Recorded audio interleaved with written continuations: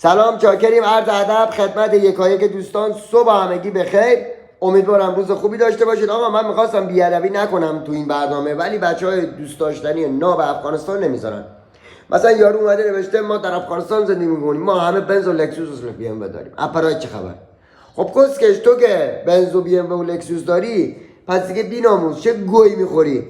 دور میدون تو ایران خودتو میندازی جلوی پراید واسه روزی 150,000 تومان.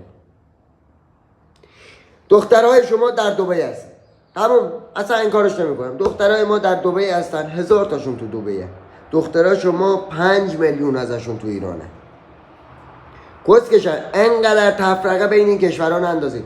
خودتون مثل موش رفتید توی کشورهای اروپایی، یه سوراخ قایم شده، دولت یه سوسیال داره مثل سگ پرت میکنه جلوتون. خب چون گشاده چش تنگایی کون گشاد میندازه جلوتون. این برنشستید توی اتاق فقط دارید زر میزنید. زندگی 4 نفر بدبخت بیچاره دیگر رو توی ایران دارید خراب میکنید. حرومزادا. ما ایران را میگیریم اگر بخوایم در 72 ساعت. خاندان تو گایدم کسکش. تو اگه ایران بگیر بودی، یارو با یه جفت تنپایی اینجوری از کو نمیومد پایین بیاد کشورتو بگیره. حرومزاده کونی. بعد ما غیرت داریم، من نوعی ما ایرانی جماعت غیرت داریم. ما اگه جنگمون هم بشه، هرچیمون بشه، هر جا بخوایم بریم زن و بچه‌مون رو با خودمون ور می‌داریم میبریم، چه جهنمش باشه چه بهشتش باشه. چونی ازگل.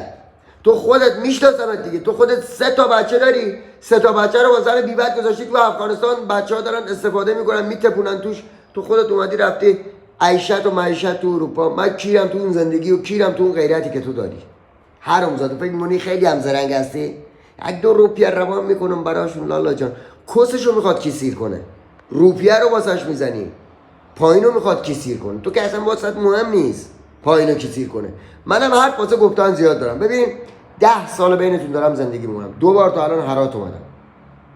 10 سال بینتون دارم زندگی، یه چیزایی رو بلدم که پدراتونم بلد نیست.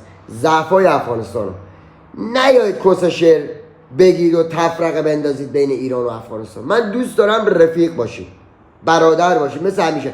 تو این شهری که خودم هستم الان من 100 تا رفیق افغانی دارم، شب و روز با هم دیگه ایم، همکاریم، میریم میایم، میگردیم، میگیم، میخندیم.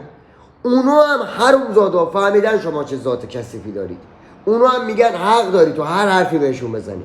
100 نفرم دیگه از من نمیترسن که، میگن حق داری.